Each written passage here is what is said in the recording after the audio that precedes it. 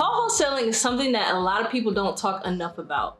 What it means is simply joint venturing or partnering with other wholesalers to close deals. Whether you're the person to lock up a deal and you partner with someone else so they bring a buyer, or you are the person bringing a buyer to the deal.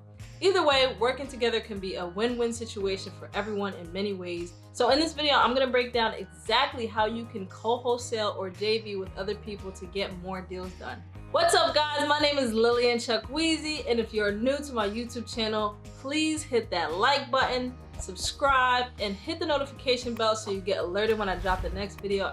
I talk all about real estate, entrepreneurship, and investing, so if any of those topics interest you, definitely hit the notification bell so you don't miss the next video. So let's get into it.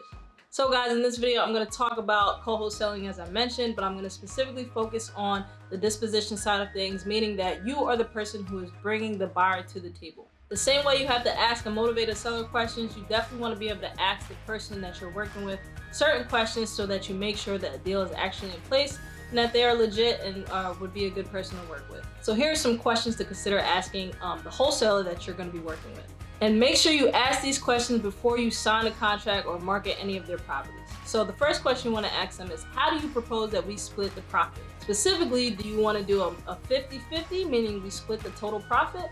Or would you prefer that I add my fee on top? Now, depending on how juicy the deal is, you probably want to go more so on the 50-50 side.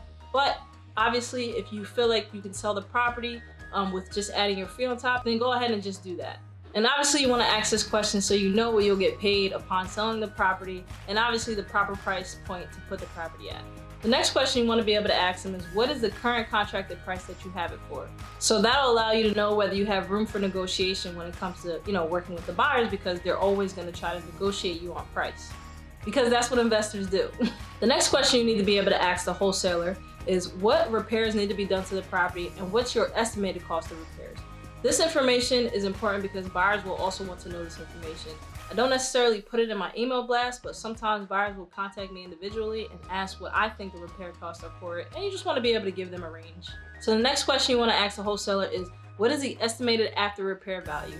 This is information that buyers also want to know, and again, you just want to have a range, because most investors will go ahead and do that, due diligence themselves and come to, the conclusion of what number that they believe the ARV is at.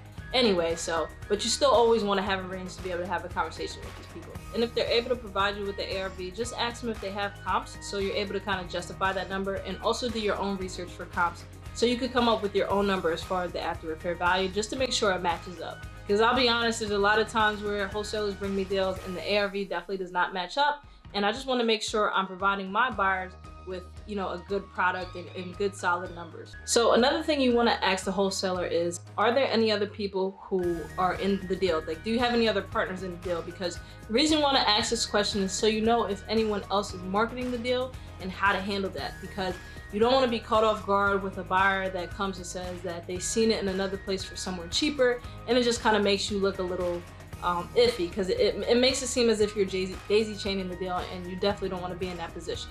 The next question you want to ask a wholesaler is, what is the close of escrow date? Because you need to know exactly how many days are left for you to find a buyer and when they need to close on it, because if not, you may only have a couple days to market it and you would have no idea unless you ask the wholesaler. Next question you need to ask them is, what's the access of the property? How exactly can you and your buyers get inside the property? Is it a lockbox?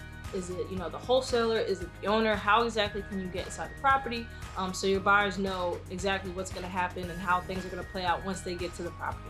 And also with that question, you need to know if the property is vacant or it's currently occupied either with the owner or they have a tenant.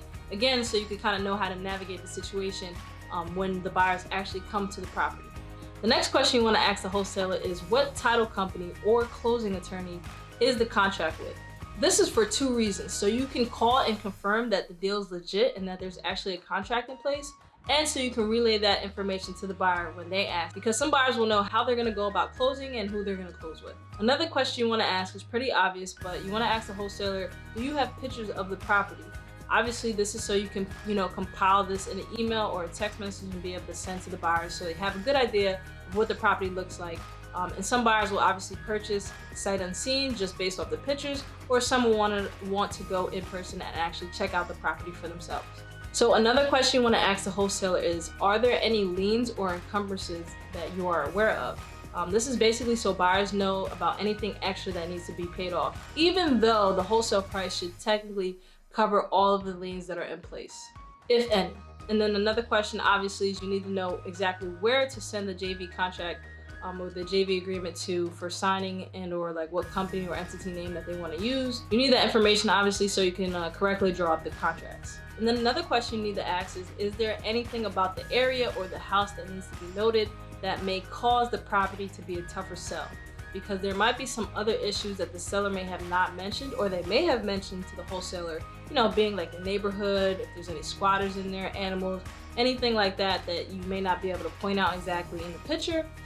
But you know, the wholesaler may know and may have forgot to mention, so you want to ask that just to make sure there's any other information that you can relay to the sellers, just so you don't have any surprises later in the deal. So guys, there's two sides to co-wholesaling. Obviously, you can be the acquisitions partner or you could be the dispositions partner. A way to partner with bigger wholesalers in your area who most likely have a big buyers list is to simply bring them deals. And if you want to work dispositions, you could partner with smaller wholesalers who haven't built a big buyers list yet and just bring them solid cash buyers. That'll build the credibility within you, because that'll show that you're able to close these deals and help these, you know, other wholesalers get these deals closed and, you know, still make a good profit on the deal. So either way you choose, you can decide to work acquisitions or dispositions, but definitely learn to partner with people in your area, because it could be a win-win for everybody. So guys, if this video helped you out, please do me a favor and hit the like button, subscribe to my channel, and hit the notification bell so you get alerted when I drop the next video. And do me a favor and follow me on Instagram and TikTok. I will put the link down low in the description box. And other than that, guys, stay safe,